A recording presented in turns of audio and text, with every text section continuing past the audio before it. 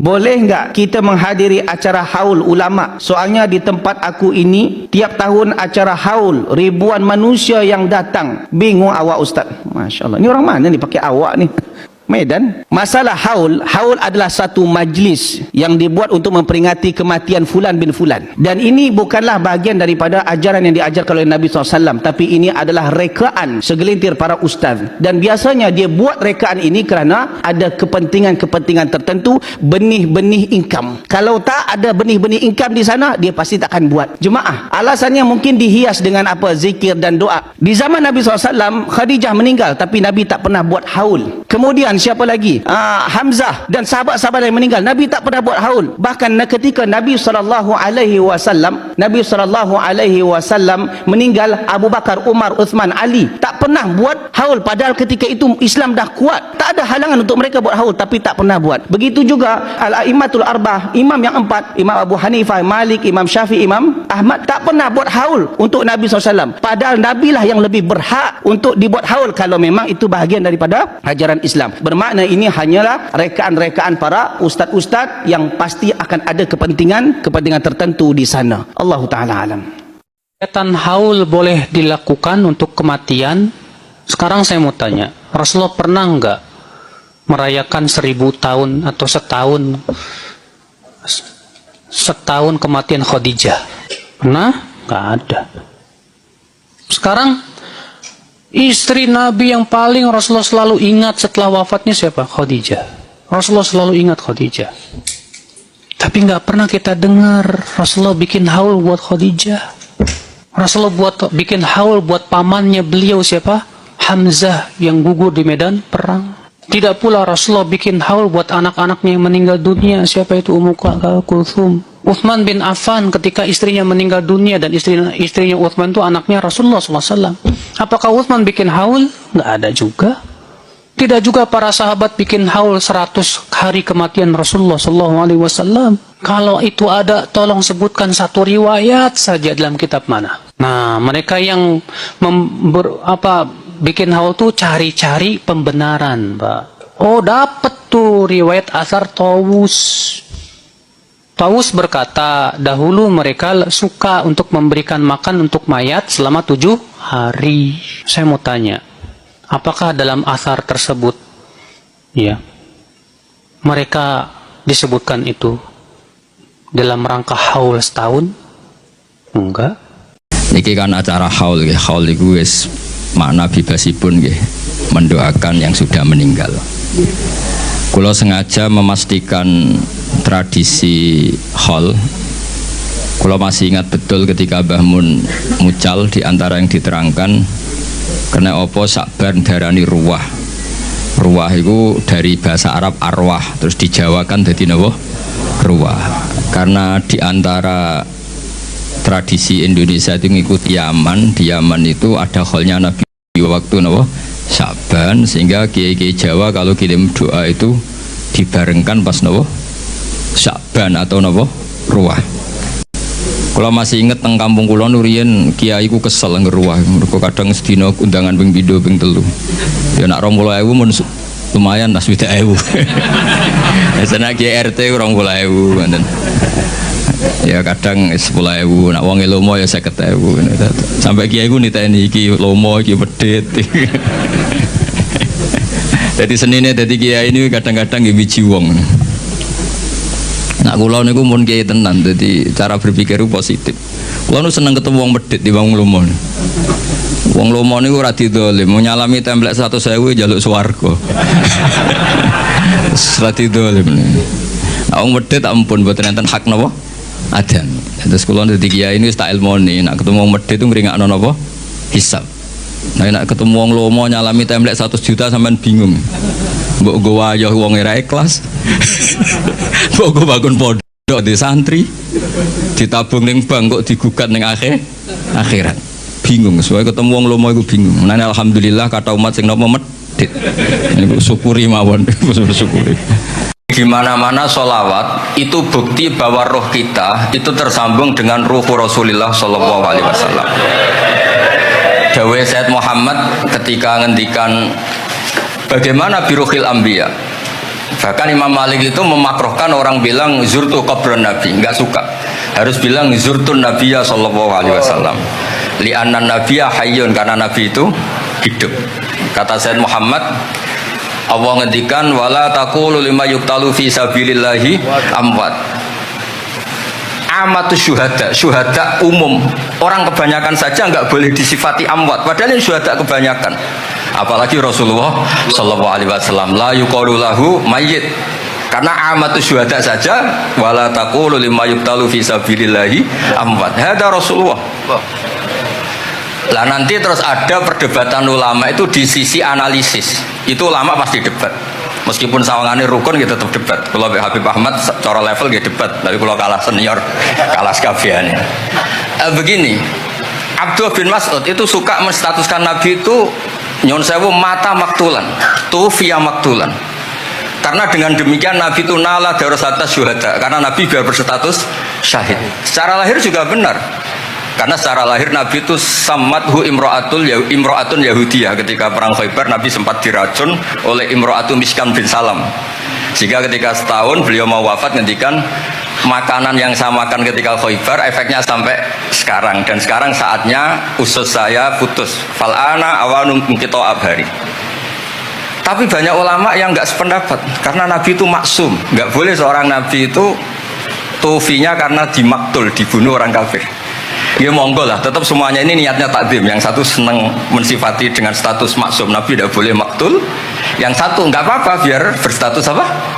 Syahid atau berstatus syuhada. Jadi analisis seperti itu ya nggak apa-apa, karena ya asal ulama ya yang ngendikan, tidak liberal, tidak orang yang tidak banyak baca. Makanya kata Abdul Mas'ud, saya disuruh sumpah 9 kali sampai sekian kali bahwa Nabi itu adalah maktulan, saya lebih suka daripada ngomentari Nabi itu kabudut apa normal, karena beliau ingin menstatuskan Nabi itu apa nala darajat syuhada, tentu selain darajat nubuwah. Ya kalau niki cerita pentingnya agama ini dikawal dengan logika, dengan ilmu kalam atau istilahnya ilmu tauhid. Jadi sebetulnya yang menyelamatkan agama ini adalah dinun akliyun, sesuatu yang logis.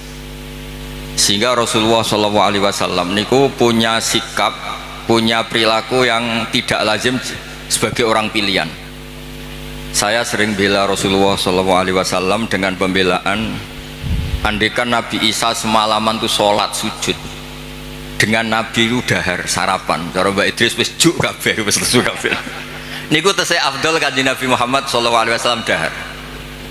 Karena Nabi itu dadi Nabi itu setelah Nabi Isa yang dituhankan, sehingga Nabi itu harus terus menerus memperlihatkan al-a'rad al-basyariyah, memperlihatkan sisi manusianya.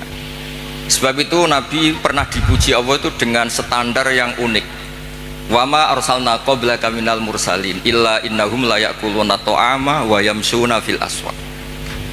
Nabi itu dahar.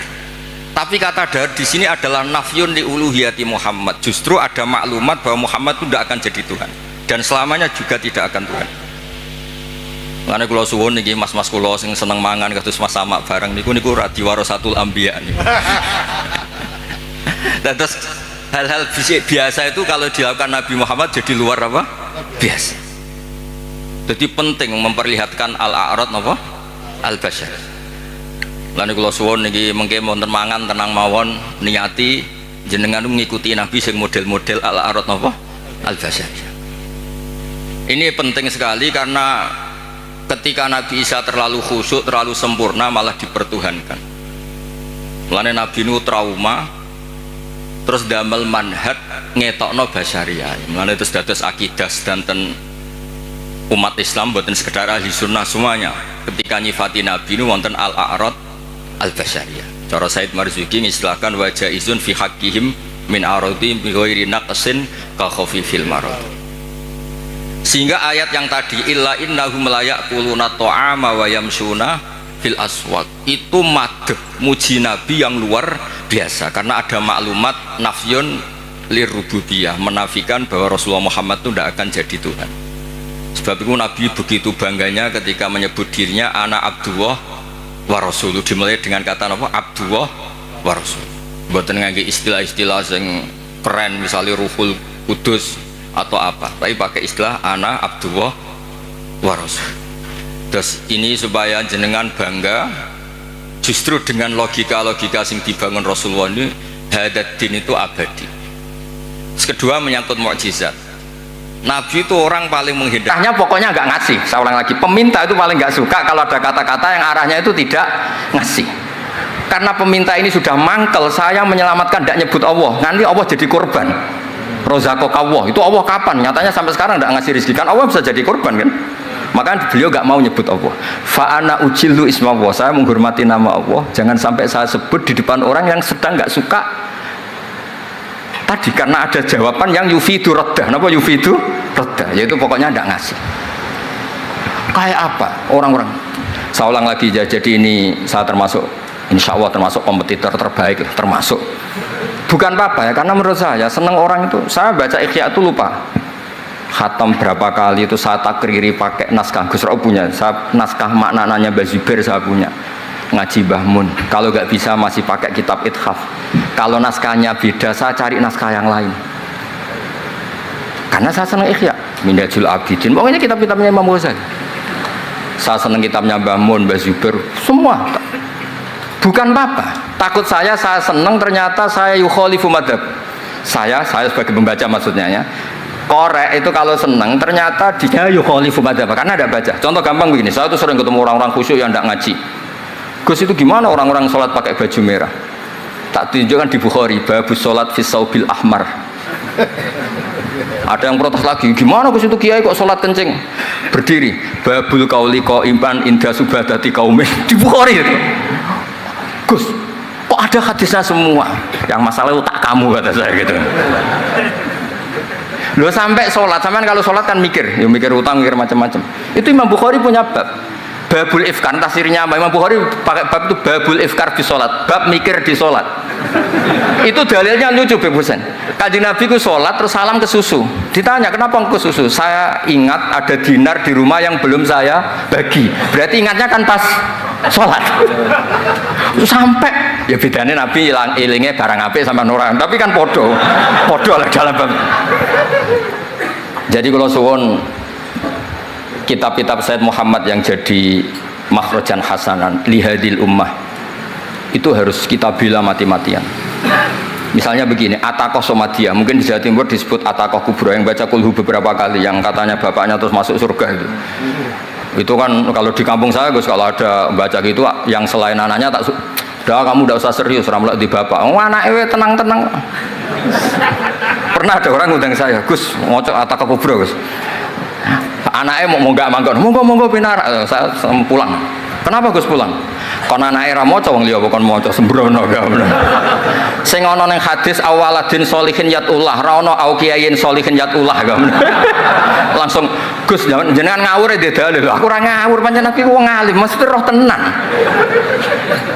Sing ana ning hadis awaladin sholeh, ora au kiyayin soleh. Jadi anak itu penting, malah mau enggak manggon atau berokokan, monggo.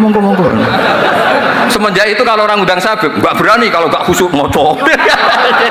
Takut saya pulang. Lah misalnya yang undang banggakno nyangoni saya, sugih saya. Kan mboten ngefek no, teror-teror nonton mboten ngefek. Jadi ini penting, meskipun guyon, ilmu itu didudukkan. Sayyid Muhammad ngendikan hadis-hadis tentang jumlah kul huwallahu ahad semuanya itu dhaif.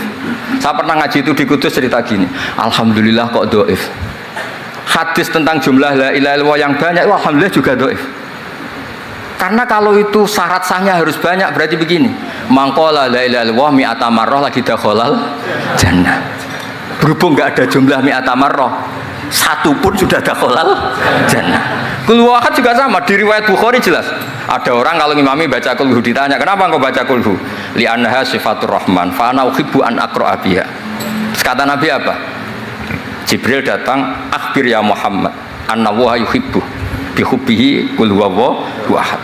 Dan semua riwayat kadang hanya bilang hubbuka iyyaha adkhalakal jannah. Dan enggak ada riwayat hubbuka iyyaha wa qira'atuka alfa marra wa alfa marra lagi dakhalal. Kalau ada riwayat itu, innalillahi wa inna ilaihi raji'un. Kita punya masalah besar karena kita nggak kuat baca lama-lama, itu udah kuat. Artinya gini, Kita harus menjadikan kitabnya Sayyid Muhammad ketika menvonis hadis-hadis yang jumlahnya besar tadi. La ilaha illallah. Loh, soal kamu lakukan tetap baik, kita sepakat itu baik. Tapi jangan jadi aturan hukum. Saya ulang lagi, baca banyak tentu tetap baik, tapi jangan menjadi aturan. Kalau jadi aturan hukum berarti gini. Dakhalal kafiru fil Islam in qara'a la ilaha illallah alfa marrah mi'ata marrah. Itu yang mengislamkan di masjid capek itu. Karena nunggu alfa marrah. Jadi saya mohon, karena agama ini yuridu wa bikumul yusra, agama ini Allah inginnya itu mudah. Bu'istu bil hanifiyatis samha, semuanya itu mudah. Tapi jangan tahawun ya. Jadi kalau suwon tadi alhamdulillah sudah diduga saya 20 menit karena memang saya ini tidak bisa pidato. Saya kalau ngaji di rumah ini Gus Rob saksinya. Saya ngaji biasa 4 jam, 3 jam biasa ngaji. Ngaji ada kitabnya, saya baca Jalalain, pinggirnya ada Sofi, ada Futuhat Ilahiyah, kadang ada Tobari, itu kuat. Kenapa saya kuat 3 jam kalau ngaji? Saya ini pecinta umatnya Rasulullah SAW. Umat itu tidak boleh hanya mendengar kata-kata seorang bahak, nggak boleh. Harus mendengar kaifa qala Tobari, wa kaifa qala Al-Baidawi, wa kaifa qala Shahibus Shafi, wa kaifa qala Imam Syafi'i. Saking hormat saya. Cuma saya nyampaikan pancen rileks guyon, karena itu wasiatnya Bapak. Hak kena ngaji guyon, nah iku wong bingung kabeh sing ngaji-ngaji. Jadi, nggih ngoten mawon. Assalamualaikum warahmatullahi wabarakatuh. Gimana korban kok mau? Bangganya di mana tuh? Coba sampean misalnya ngaji tafsir, belajar sendiri kan susah. Terkibnya susah, maknanya susah, bahkan beli kitabnya kadang tidak kuat. Loh, untuk jadi alim tafsir itu kan harus beli kitab. Loh, saya sering belajar kitab itu jutaan. Tafsir Tobari, saya pernah beli kitab Fakhrur Razi itu berapa coba? 27 jilid. Karangannya Fakhrur, belum karangannya ulama modern Imam Sa'rawi. Itu berapa jilid? Itu jutaan. Saya kemarin juga dihadiahi kitab Pak Quraish Shihab namanya Faidul Bari fi Syarhil Bukhari. Pak Quraish Shihab yang terkenal. Dia sering diskusi sama saya. Saya ngasih hadiah beliau ngasih hadiah saya. Oh, itu harganya nggak kuat. Tidak kuat, kadang di Indonesia nggak ada coba. Dan sama orang hebat menghindari kesulitan itu. Nah, kesulitan itu sebab ngaji ikut, kalau nggak paham dirukokno rekamannya sudah gitu. Pinter mana sampean nambah saya? Pinter sampean kan? Bikin sosis susah, beli aja kok repot kan. Nah, makanya nggak boleh orang bilang, wah aku goblok reso tafsir, aku wong pinter. Makanya nanti kalau saya ketemu Nabi tidak termasuk orang yang mentahkir orang Islam. Kafa bil mari isman ayah kira akhahul muslim. Jadi cukup orang itu dosa kalau menyepelekan orang Islam, termasuk darani sampean goblok itu dosa. Caranya nggak darani goblok ya tadi di logika tadi. Alim itu angel, dari angel itu pinter, berarti wong bodoh pinter ya sudah gitu. Tapi tetap bodoh. Tapi ini satu cara untuk saya respect gitu. Coba orang yang ngaji tafsir saya banyak, mungkin ribuan. Itu sebetulnya mencintai Quran. Karena Quran adalah kitab suci yang panduannya umat Islam. Sangat mencintai Quran. Terus kemudian mereka nggak paham. Terus mencari orang yang memahamkan. Burohno lah cara Jawa ini. Terus keren saya itu di mana coba? Lah terus mereka kurang ajarnya gini, kalau paham itu ya alhamdulillah paham. Kowe nak ngaji Gus Bae ngono tok. Tapi nek ora paham, ora nyalano akal ya. Mari Gus Bae nerangno cepet, mulane gak paham. Ora kok nyalano teke sing lelet tuh. Oh itu kan Masya Allah, naudzubillah. Sebetulnya tingkat kurang ajarnya tinggi Gus sebenarnya. Jadi kalau nggak paham itu kadang nggak nyalahno uteke. Kayak mau misalnya, wah mari mikir aja jelas. Padahal misalnya jelas orang mesti paham, bodoh. Paham ya? Jadi kata Sayyid Abdul Haddad, innama azzamu Allah. Sebenarnya mereka itu sangat menghormati Allah. Makanya kita nggak perlu mengatakan wasilah itu kafir, nggak akan. Karena orang tawasul sama Rasulullah itu ingin dapat ridhonya Allah lewat orang yang dicintai Allah. Kita mencintai wali sebenarnya, wah itu kekasih Allah. Kita mencintai itu karena mencintai Allah. Sama seperti gini, kamu mencintai kangkung apa enggak? Sebenarnya sama sekali enggak. Tapi kamu ingin sehat, ada asupan gizi. Kamu ingin tubuh kamu sehat, butuh asupan gizi. Kemudian kamu makan kangkung. Apa terus kamu cinta kangkung? Kan enggak. Cinta kesehatan kamu sendiri. Sama, orang yang mencintai saya sebenarnya ingin kepuasan rohani. Saya kan termasuk kiai yang torekonya gampang. Ini swargo, kan akhirnya penggemarnya banyak. Coba kalau kamu ini neraka. Wah, jadi sebetulnya Anda mencintai kepuasan Anda sendiri. Nah, saya ini korban. Makanya untuk masuk surga cepat saya, korban itu cepat. Da'watul mazlum la turaddu kan gitu. Laisa bainahu wa bainallah hijab. Jadi saya kalau dongo langsung seret langit. Karena mazlum. Saya sinau tafsir itu, Pak, sampean bayangkan ada tafsir itu sudah 27 jilid. Sekarang Fakhrul Razi itu bulatnya bukan main. Karena dia ahli filsafat. Bulatnya Masya Allah. Sudah gitu sinau Jalalain kadang dikomen oleh Sawi. Sudah kita percaya Jalalain jebule dibuli Sawi. Percaya Sawi dikandani, oh iku Maliki rasafi, oh ribet. Sudah gitu sinau Qurtubi, sinau tafsir Tobari itu susahnya. Belinya susah, belajarnya susah. Padahal saya punya keluarga, punya